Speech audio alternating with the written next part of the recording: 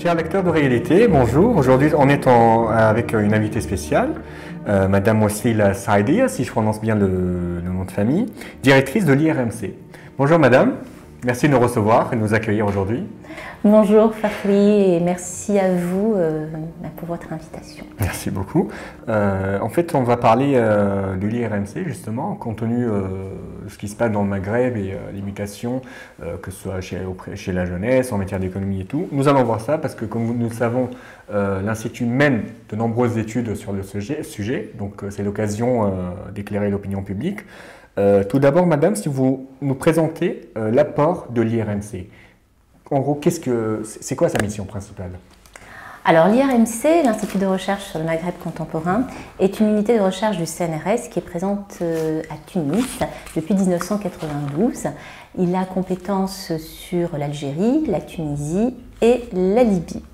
Alors, sa compétence et sa mission principale, eh bien, c'est de proposer des recherches, comme son nom l'indique, sur le Maghreb contemporain, du 19e siècle à nos jours, par le biais des sciences sociales et humaines, c'est-à-dire la science politique, l'histoire, la géographie, l'anthropologie, et ainsi de pouvoir justement mener ces recherches en collaboration et en partenariat, bien évidemment, avec les universitaires de la zone et tout particulièrement, parce que nous sommes en Tunisie, eh bien, avec le soutien de nos collègues des universités de Tunis, sans lesquels de Tunisie, j'insiste, parce que nous avons des partenariats avec les universités de Sousse, de Kérouan, de Chendouba, de Sfax.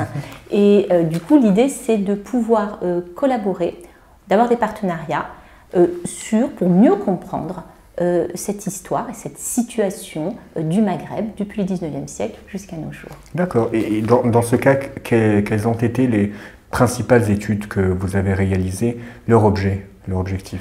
Alors nous avons, l'objectif, vous savez, nous en sciences humaines et sociales, quand on est des scientifiques, on a pour objectif le savoir et la connaissance et la compréhension. Donc c'est ça avant tout qui nous anime, clairement. Alors, plusieurs thématiques ont été à l'honneur à l'IRMC. Il a été créé, comme vous le savez, je viens de vous le dire, en 1992. Donc, des thématiques autour des questions politiques. Je renverrai par exemple aux travaux fondateurs de Michel Camot, qui a été le premier directeur de l'IRMC. Travaux autour des questions de l'autoritarisme, par exemple, mais des sujets aussi plus en prise avec les sociétés, sur la question des élites, ou bien encore la question des minorités. On a deux ouvrages autour des questions minoritaires, aussi bien l'un d'entre eux s'intitule « Être noir au Maghreb », ou bien quelque chose autour des questions des minorités sexuelles, ou encore des travaux qui vont porter sur la sociologie politique, le rôle des syndicats, le rôle des partis, mais aussi la question des élections, donc, ou encore des questions religieuses. C'est vraiment tous les aspects des sociétés qui sont abordés à travers donc, des programmes de recherche. Je pourrais peut-être, si vous le souhaitez, développer les programmes que nous avons actuellement en cours à l'IRMC. On va y revenir justement, parce qu'il y a deux questions intéressantes sur lesquelles nous aimerions revenir avant les études. Tout d'abord, les difficultés auxquelles vous avez été confrontés pour mener ces études-là dans un contexte sanitaire aussi difficile. J'imagine qu'il y a eu pas mal de blocages, donc si vous nous en parliez un tout petit peu. Alors c'est intéressant parce que je pensais que vous alliez me parler des difficultés que nous avons rencontrées avant 2011 Ça viendra. Pour pouvoir me voilà rassurée. Ça viendra. Alors le contexte sanitaire, comme tout le monde, là on va quasiment fêter dans quelques semaines le début, la première année, un an après le début du confinement. Et quand il a été question d'être confinée en Tunisie, en tant que directrice d'un laboratoire, il y a une question qui m'a préoccupée, c'était celle de continuer à faire institut alors qu'on allait tous être séparés, on allait tous être chez nous. Et comment continuer à faire de la recherche alors qu'on était confinés. Alors dans ce cadre, j'ai proposé aux chercheurs de l'IRMC de réfléchir et de tirer profit finalement de cette situation extraordinaire dans le sens premier du terme, qui sort de l'ordinaire en leur disant, ben voilà, on va tous être chez nous, essayer de réfléchir à partir des sujets qui sont les vôtres, à partir des disciplines qui sont les vôtres, sur ce qui va se passer pendant le confinement. Et à partir de là, les chercheurs, et alors je leur ai dit, on ne peut pas faire du terrain comme on a l'habitude d'en faire. Donc vous allez passer par d'autres manières de récolter de l'information et essayer de traduire ça dans des textes courts qui pourront peut-être, et une fois n'est pas coutume, pour un institut comme le nôtre, servir au plus grand nombre. Et c'est comme ça que cette préoccupation et ce souci que j'avais de pouvoir maintenir une équipe à distance a fait que pendant les 2 mois de confinement, des chercheurs qui ont accepté de jouer le jeu ont travaillé de leur point de vue sur ce qui se passait pendant le confinement. Très vite, je me suis dit, bon, qu'est-ce qu'on va faire de ces textes? Pourquoi ne pas les publier? Et là, je devais avoir 5-6 tests. J'ai pris contact avec Hafez Boujmil des éditions Nirvana en lui demandant s'il serait intéressé par une publication, ce qu'il a accepté, et ça a donc donné naissance à l'ouvrage « Vivre au temps du Covid-19 ». Comme quoi les crises donnent naissance aux merveilles, comme on dit. Bon, je ne sais pas si c'est le bon proverbe. On en vient justement aux difficultés parce que, comme nous le savons, avant 2011 et après 2011, ce n'était pas pareil. Sachant que les sujets que vous traitez, sont parfois gênants. Donc, comment ça a été avant 2011 et comment ça a été après 2011 avec cette explosion des libertés? Alors avant 2011, moi je n'étais pas présente, mais l'Institut a une mémoire.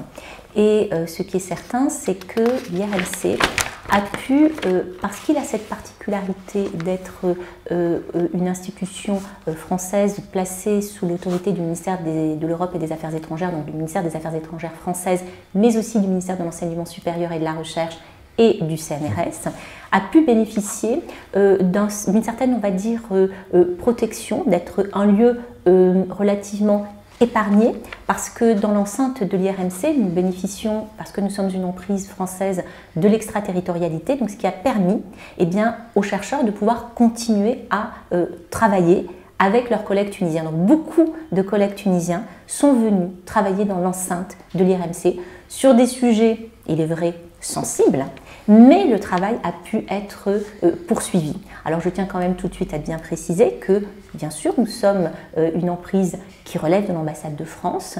Toutefois, la politique de recherche est complètement autonome, c'est-à-dire que nous ne répondons pas à des commandes du ministère ou de l'ambassade, mais bel et bien à un conseil scientifique et à un conseil de laboratoire qui décide des thématiques et des stratégies scientifiques à mettre en œuvre. Donc oui, avant 2011, c'était très compliqué, et c'est donc pour ça d'ailleurs qu'on nous a placés ici à Mutuelle Ville. Il fallait qu'on soit discret, il fallait que l'on soit enfoui, et finalement je crois que ça a été l'opportunité pour l'IRMC de faire souche et d'avoir, moi je considère pour moi qu'une espèce de greffe a pu prendre, parce que les collègues tunisiens ont été très proches de cet institut, ils l'ont fait vivre en partenariat avec les collègues qui venaient de France. Donc ça, c'est avant 2011. D'accord.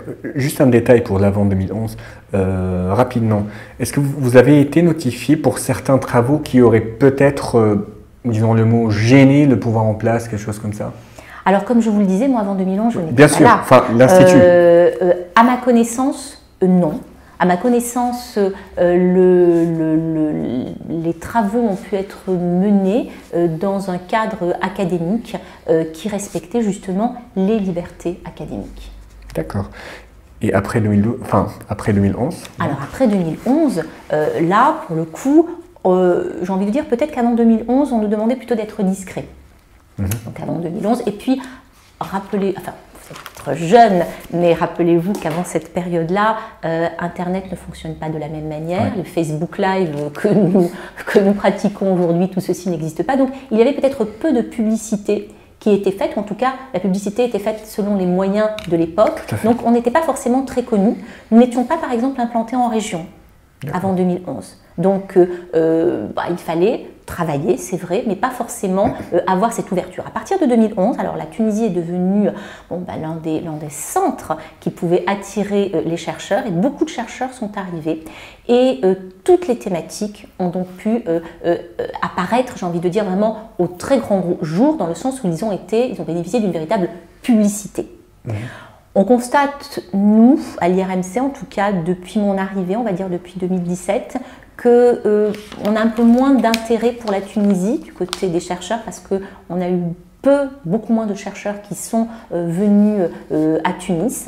Je ne sais pas comment l'expliquer. Alors, est-ce que c'est aussi le sens qu'on rentre dans quelque chose d'une normalité? et qui, la normalité est aussi quelque chose de positif, dans le sens où la Tunisie fait partie d'un paysage de recherche comme bien d'autres pays. Donc c'est une première interprétation.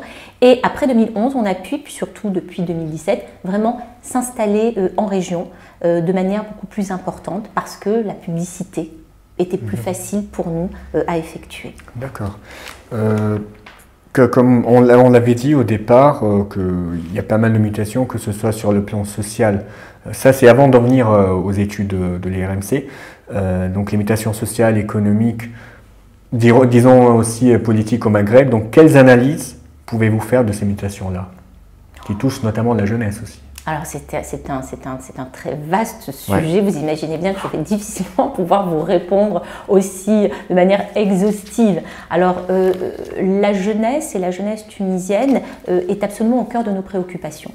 C'est pourquoi d'ailleurs et c'est une tradition de l'IRMC d'organiser ce que l'on appelle des écoles doctorales, qui sont tout simplement des séminaires pendant une semaine dans lesquels on va réunir des doctorants, des étudiants, de manière à pouvoir leur apporter un soutien, notamment en méthodologie ou sur des questions thématiques. Donc ça pour nous c'est très important qu'il y ait la formation des jeunes étudiants tunisiens mais aussi algériens et libyens. Donc ça c'est quelque chose de fondamental. Pour assurer cette formation, nous avons les chercheurs de l'IRMC, dont une grande partie est tunisienne. Donc on s'appuie bien évidemment sur les chercheurs tunisiens, les enseignants de l'université tunisienne. Donc déjà, toutes les activités en direction de la jeunesse. Puis nous offrons des bourses de recherche, nous assurons des accueils scientifiques, nous sommes vraiment très présents avec eux, on est dans la formation. Donc ça, il y a déjà cette partie-là. Et comme nous avons aussi des doctorants et des chercheurs, de jeunes chercheurs qui viennent d'Europe de manière générale, parce que finalement nous sommes le seul laboratoire européen installé au Maghreb, ce qui fait que quand vous êtes italien, vous travaillez sur le Maghreb ou sur la Tunisie, vous venez ici, que vous êtes allemand, anglais, peu importe, ce qui permet d'avoir un véritable brassage et confrontation et mélange de cette jeunesse estudiantine qui permet ainsi de créer un véritable réseau. Donc ça, c'est la première chose. Après, la jeunesse est aussi, peut-être aussi un objet d'étude pour les chercheurs. C'est en ce sens que je pourrais éventuellement vous parler des sujets dans lesquels effectivement la jeunesse est prise comme objet d'étude. D'accord. Et justement, il y a un point très important avant d'arriver à votre... on va aborder un peu votre fin de mandat, donc le bilan et tout cela.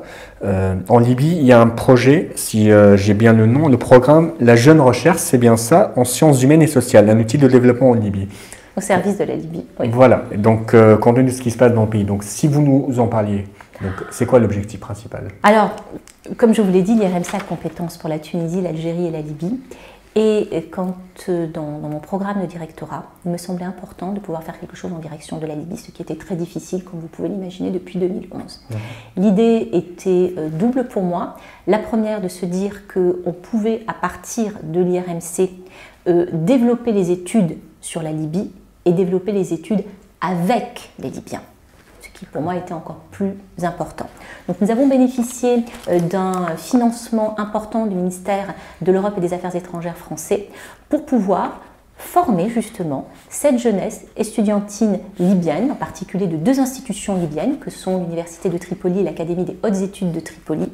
Nous avions déjà commencé avant ce financement par l'organisation d'un grand colloque international qui a eu lieu en juillet 2018. C'était le premier depuis plus de 20 ans sur la Libye et qui nous a permis d'inviter des collègues de 5 universités libyennes et des conférenciers absolument du monde entier. On avait des conférenciers qui venaient des États-Unis, d'Angleterre, d'Italie, d'Allemagne, toute personne qui travaillait sur la Libye en sciences humaines et sociales. À partir de là, moi j'étais partie en Libye, j'ai fait une mission en Libye pour rencontrer mes collègues libyens et une relation de confiance a été établie. Et dès 2019, on a reçu des étudiants libyens pour la formation en méthodologie des sciences humaines et sociales. On a refait ça en 2020 et cette année, dans la mesure où il n'était pas possible de faire venir ces jeunes gens, on a mis en place le premier MOOC de méthodologie des sciences humaines et sociales en langue arabe. Donc l'idée est de pouvoir développer notre coopération avec la Libye, avec nos partenaires, donc avec et sur. D'accord. Et justement, on arrive à la fin. Donc, on va parler de votre bilan à la tête de l'URMC. Je sais que vous allez être exigeante, j'imagine, par rapport à vous-même. Donc, quel bilan pouvez-vous faire? Et quels seront les prochains projets de l'Institut pour la Tunisie, compte tenu de toutes ces mutations également que nous pouvons observer dans notre propre pays? Alors moi je vous parlerai davantage, puis alors je suis historienne, je ne l'ai peut-être pas dit, donc il est pour moi très facile de prévoir le passé, hein. Je ne peux pas prendre de risques, hein. Je suis certaine de ce que je vais pouvoir dire, vu que ça c'est dans le passé.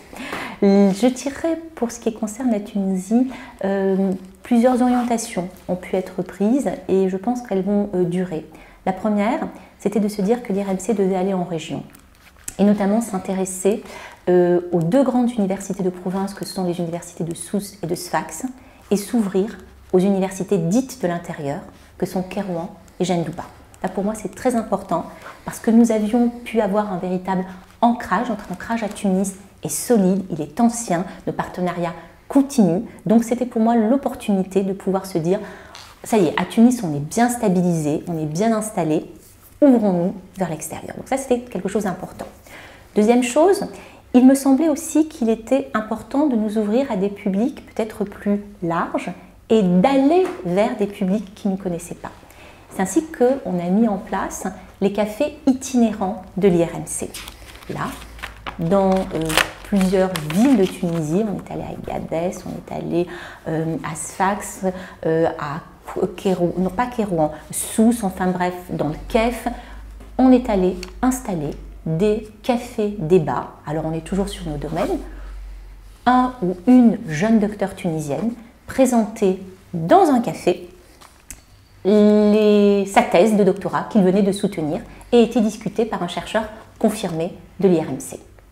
Donc ce dispositif-là qui entendait aller hors les murs de l'IRMC et d'aller vers un public dans les cafés donc peut-être plus jeunes qui allait se sentir touché par certaines thématiques, mais qui étaient toujours abordées par le biais scientifique. Ça a ainsi été possible d'avoir un café itinérant sur les questions de virginité à Gabès, qui a rassemblé près d'une centaine de personnes dans un café, sans que cela soit perçu comme une démarche qui voudrait provoquer, non, parce que le biais est toujours celui de la science. Donc ça, c'est pour moi quelque chose d'important. J'espère effectivement que cette idée de sortir de notre institut, d'aller dans des lieux où on ne nous attend pas, est très important. Troisièmement, je crois qu'il est aussi important, et ça, c'est quelque chose que j'ai porté, la question de l'arabisation. Nous sommes dans le Maghreb francophone, certes, mais aujourd'hui, nous ne pouvons pas nier la réalité qu'un grand nombre de nos collègues et des étudiants sont aussi arabophones, et pour certains sont arabophones et anglophones, ou principalement arabophones, et il est important aussi de pouvoir aller vers ces publics-là, de faire connaître. Alors comment est-ce que le processus d'arabisation a été mis en place? Alors en direction, j'ai envie de vous dire, d'abord de la formation pour des personnes qui viennent d'Europe, pour qu'ils apprennent l'arabe, et qu'on ne peut pas être un chercheur aussi sans maîtriser la langue du pays. Oui. Donc on avait un stage annuel d'été qui existait à l'IRMC et qui avait 2 ans à mon arrivée, qui a été renforcé. Donc c'est 5 semaines de cours à Tunis. Et puis 2019, nous avons un stage annuel de langue arabe qui nous permet de recevoir des étudiants, essentiellement en provenance des universités de France. Deuxième volet, nous avons un périodique qui s'appelle La Lettre de l'IRMC. Au début des années 2000, il était en version bilingue et puis à un moment donné, le bilinguisme a été arrêté. Donc là, nous avons remis en place des traductions avec l'édito qui est intégralement traduit en arabe, mais aussi en anglais, parce qu'il ne faut pas oublier aussi que la question pour moi, le problème c'est le monolinguisme. Ce n'est pas le fait de ne parler que le français est pour moi autant un problème en sciences que de ne parler que l'arabe. Ce n'est pas la question de se dire on est monolingue en arabe. Quand on est monolingue en français, qu'on fait de la recherche, on est handicapé aussi. Il faut vraiment s'ouvrir aux langues. Et puis l'anglais est une langue aussi internationale de diffusion des sciences. Donc les chapeaux, on a des résumés de tous les articles en langue arabe. Et j'espère bien évidemment que l'on pourra à terme avoir et recevoir aussi des articles complets rédigés en langue arabe dans notre lettre de l'IRMC. Ce processus d'arabisation est aussi mis en œuvre pour notre dernière publication, Vivre au temps du Covid. L'ouvrage a été publié en juin 2020 en français. Nous sommes en train de finaliser la version en langue arabe. Donc j'ai envie de vous dire, voilà, s'il y avait peut-être 3 choses pour la Tunisie, ce serait vraiment l'idée d'aller en région, l'idée de s'ouvrir vers des publics peut-être plus jeunes et qui n'ont pas l'habitude de venir vers nous, donc c'est à nous d'aller vers eux, et la question de l'arabisation, pour ce qui concerne la Tunisie. Bah écoutez, c'est très complet. Nous aurons sans doute d'autres occasions pour en parler, parce que c'est très vaste, hein, on ne peut pas résumer ça en quelques minutes. Pour l'instant, on vous remercie. C'était très complet, justement, et comme je vous l'ai dit, nous aurions d'autres occasions avant août prochain, Inch'Allah, pour évoquer les autres projets et tout cela. Bah, bon courage, hein, on vous souhaite bon courage et on espère de retrouver très bientôt. Merci beaucoup. Écoutez, vous êtes les bienvenus quand vous le souhaitez à l'IRMC.